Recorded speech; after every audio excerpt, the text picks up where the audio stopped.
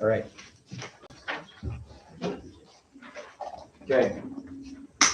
Number 1 is D. Number 2 is C.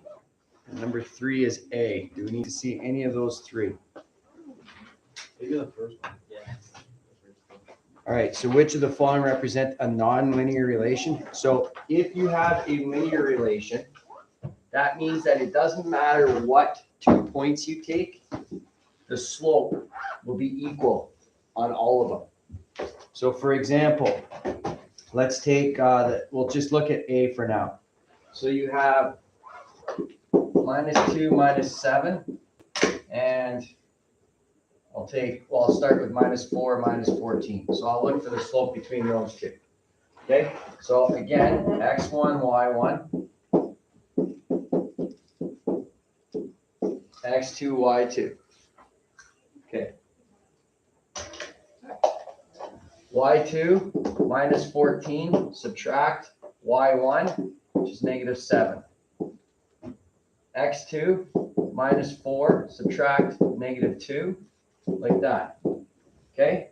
So -14 add 7 is -7 over, and that's -4 add 2, which is going to give me -2, so that is 7 over 2. So that's your slope between those first 2 coordinates. Now, if I look at, let's use this coordinate again. So I'll do this a second time, and I'll use -2, -7, and this time I'll use -8, -28, like that. Okay, so I just picked the other 2 coordinates out of it. So -28 minus -7 over -8 minus -2. That's equal to so that's 28 minus 28 add 7, which is -21. Again, I'm doing this fairly quickly here. -8, and that is -6. Divide them both by 3. What do I get? -3, actually. I get the same slope. So what I just found out is that all 3 of those coordinates are all on the same line because the slopes are the same. Yeah, follow? So if you do that on the other ones, they won't have the same slope between the 2. Therefore, they're nonlinear. Okay. So a linear equation, if you take all of the coordinates and you found the slope between any of the 4 coordinates and did it more than once, the slope has to be the same for them to be on the same line all the way through. Okay?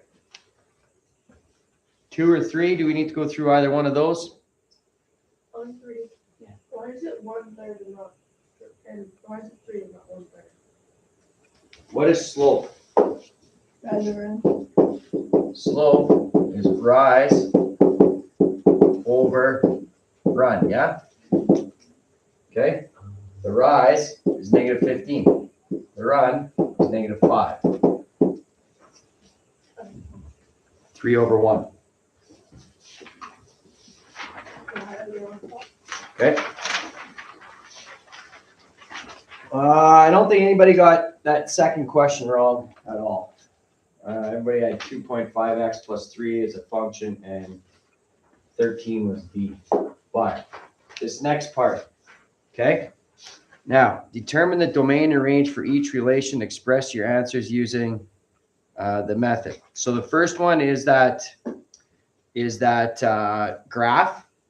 So the number line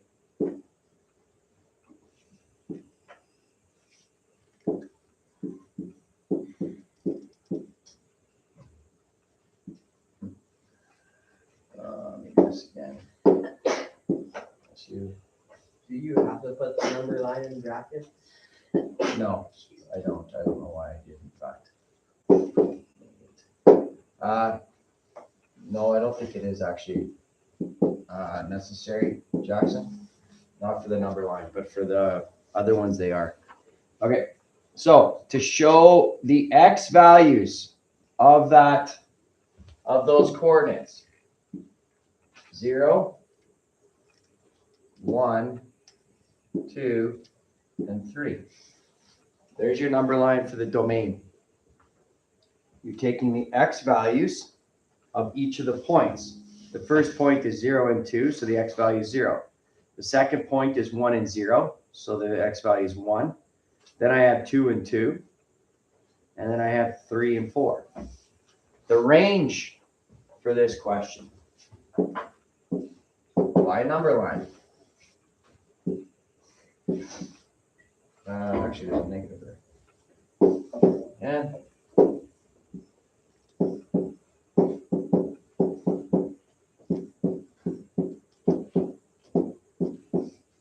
okay, so now I'm looking at the y values of each of the 4 coordinates. -2, 0, 2, and 4. If you connect them, it's incorrect. All right, now remember, there were 2 types of graphs. A discrete graph, which means you have individual coordinates not connected. A continuous graph is where all of the line, the line goes through all of them. So for this domain and range, all you had to do was look at the coordinates and put the y values and the x values in on the number line. The second one was a tougher question because you kind of had to know what the graph looks like. And it wasn't, so you won't see it again because of that. But a squared graph looks like this. It's nonlinear. Again, you had your book, so there is a question in your book that looks like this.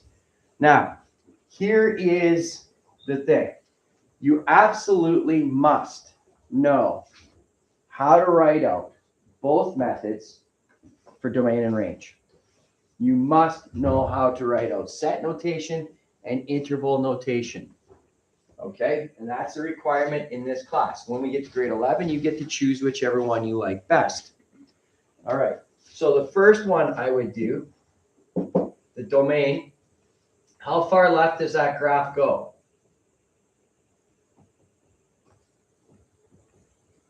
Somebody tell me, how far left does this graph go?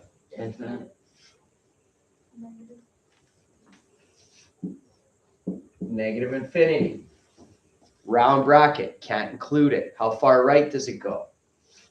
Infinite. Positive infinity. Again, round bracket. If you're doing it interval notation, x is an element of all reals. Write that down right now because none of you got that right. I stressed it when we were doing it. I'm stressing it again. That is a must for you. You have to be able to write both ways. Yes, sir. Why did that is R instead of X? You can't. You can't. It's x such that x, you are describing to me, somebody that knows nothing about math, about that graph. You're describing to me what the x values of the graph are doing. So x is an element of all reals. All right? Okay, the range for this graph. How low does this graph go? What's the lowest spot? 0. It goes to 0. Am I including or not including? Including. So that means what with my bracket? Square bracket. It's a square bracket, so that goes to 0. How high does this graph go? Infinite. To infinity, positive infinity. So it's 0 to positive infinity. Okay?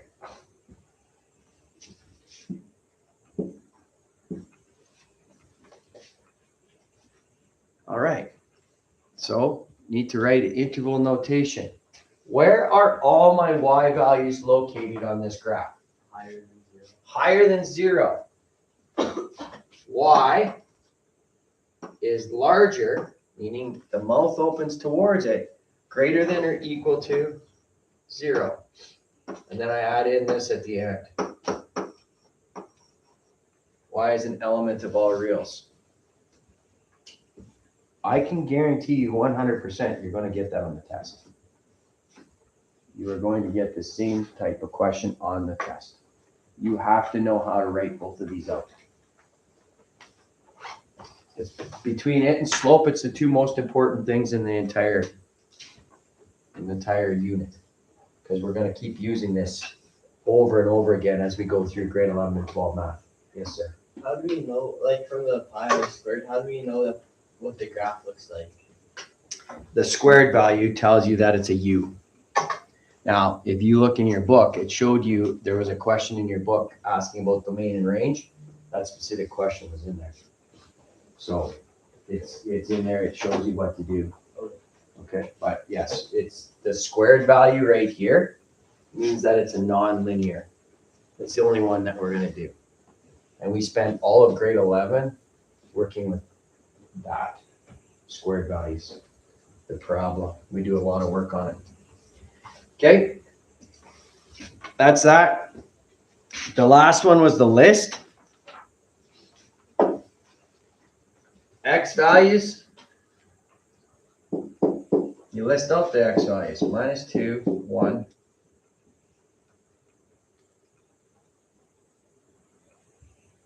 I don't have that right on here. Sorry. This is not right. Not sure why I don't have this right. Oh, yes, I do. Sorry. -2, 1, 4, and 10. That's a list of your X values, and a list of your Y values. 5, 3, 1, -3.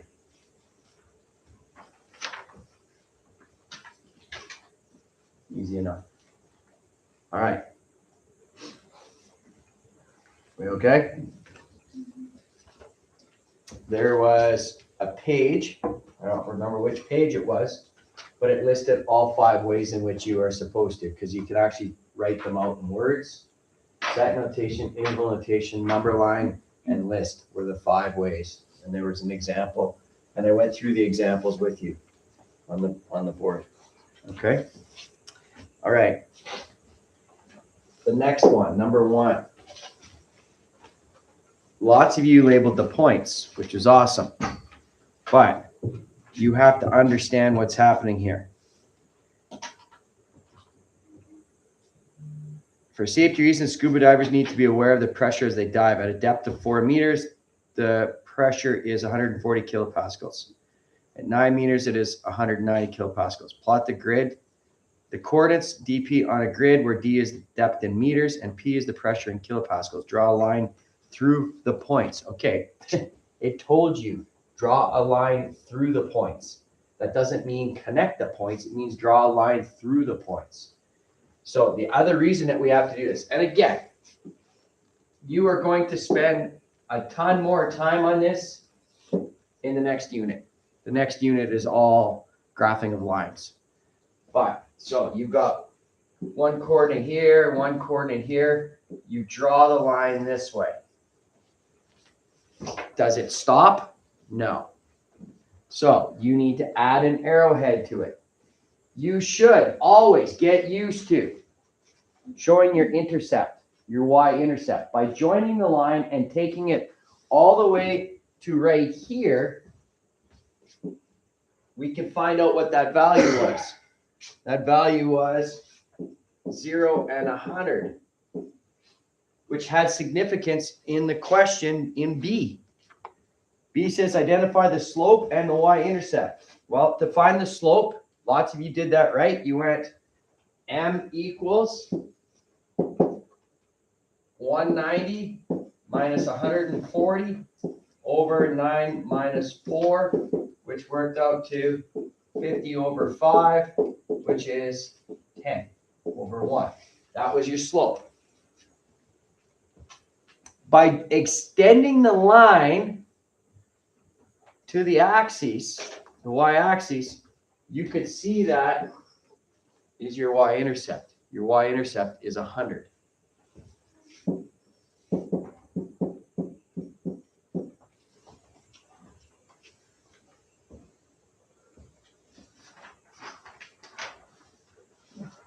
Okay. Same thing on the last question. It is a linear.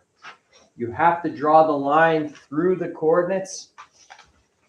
Dependent value is amount, independent value is year, and it takes 12 years for it to hit 2200 as your value. And you could draw that out and extend it until you hit 2200, which would match up with 1200. We're starting with 12 years on it. Okay? Anybody need to see that graph, or are we okay? Again, I'll leave this in the book here if you need it. All right, any other questions about that? What do you have to draw a line through the point? Like the two? Like, why would you draw a line through them? For a variety of reasons. Number one, if it's a continuous graph, meaning that you can have decimals, you can have part of the feet or part of the, was it meters or feet? I can't remember. Was it measured in feet or meters? Meters. So you can have part of a meter. So that means then that you can have decimals. You need a line that draws between the two. Yeah.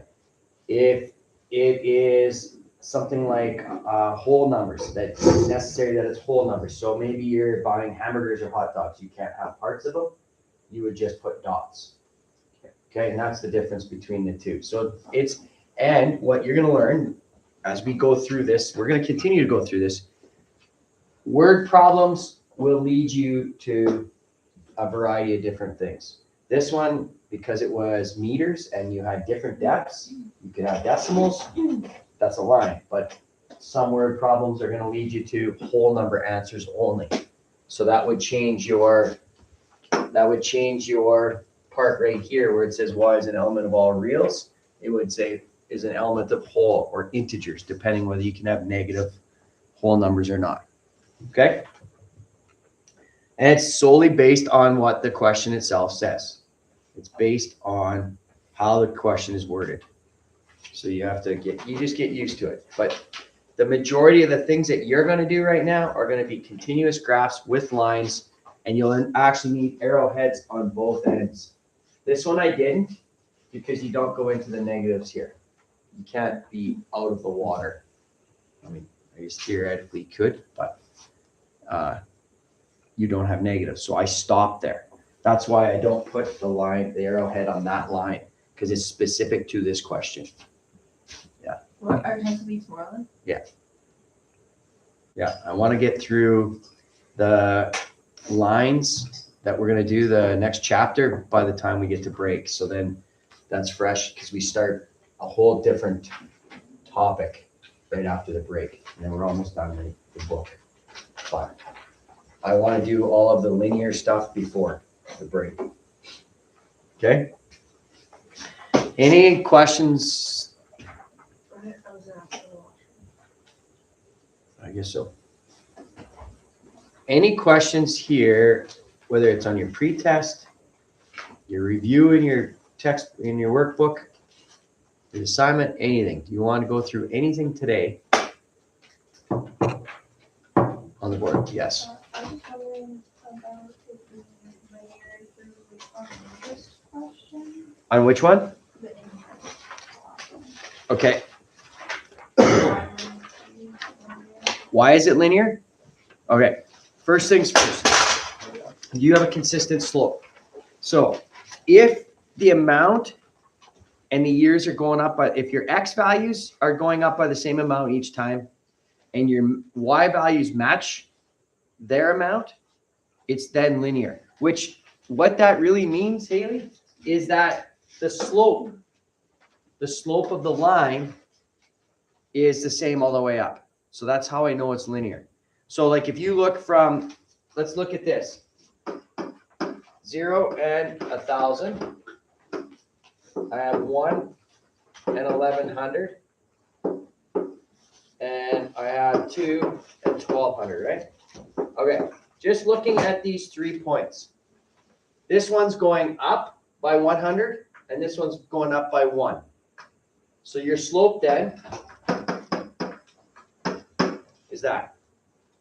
From here to here, I go up by 100, and I go up by 1. Slopes are the same. And it keeps going. The slope stays the same between the coordinates. It means it's a linear function. And it consistently goes up. Now, again, this is another one where you could have half a year. And then how much would it be up in half a year? It'd be up $50. okay? Because it goes up. You can have parts of this one, so you have to draw a line through it because of that. Okay, you're welcome. Yes. Question 8 on the passing test is like the multiple choice. How would you like even tell that out? 4, 5, 6, 7, 8. Yeah. Which relation has a graph that will satisfy the vertical line test? All right. Okay. This is not something that we would test on. Again, some of the questions that we do in the test bank sometimes don't relate to what your workbook is. This one you wouldn't do, but if the y is squared, you're going to have multiple answers for x. All right, so A is actually a circle, so it's not going to pass the vertical line test. C, another circle, because of the y squared and the x squared, not going to pass the vertical line test. B, you see how it has that plus minus on it? Also not going to pass the vertical line test. So what we're looking at is all of these have 3 shapes. The first one, the x plus y, that's it. Doesn't pass the vertical line test. B is going to look something like this because of the square root, but because it's a plus minus, it's not going to pass the vertical line test. The only one that does is C, or D, sorry, and that's, I'm just going to draw not very accurate sketch of this, but that's what that's going to look like. And because there's only a subtract sign on that square root, it will pass the vertical line test. Tough question. The squared value on the y eliminates it from passing the vertical line test. The plus minus on the square root eliminates it.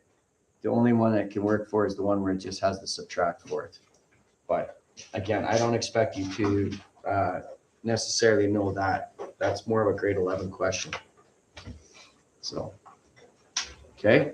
Today we're just working on the practice. Whatever you need to get ready for your test tomorrow. Whatever it is you have to get ready. Okay, is there any other questions? I've just got YouTube up and Tater's watching the YouTube. So is there any other questions that you want to see here? Plus minus? Yeah. Means you add it and you subtract it. So it's going to give you this shape right here. Whereas if it's just a subtract, it gives you half of that. But again, not something I expect you to know because you're good tech. Anything else before I shut this down? Cameron? Okay, then work on your own, please. Girls? Oh, can you go with 3? 3 on which? On the multiple choice, yeah, the multiple choice.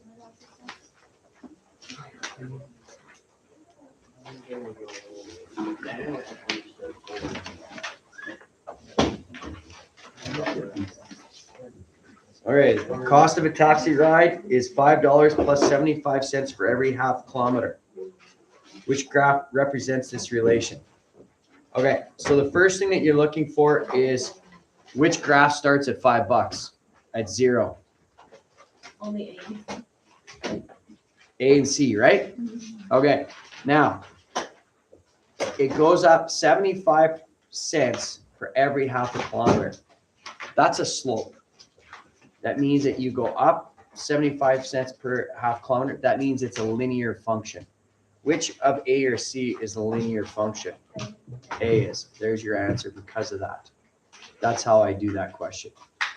If it wasn't going up by the same amount, it might curve, which would give you that C graph. That's why it's 8. Yeah. Okay. So your slope for this graph would be 0.75 per 0.5. So it's 75 cents per kilometer. That gives you a slope, which means it's a linear function. Okay.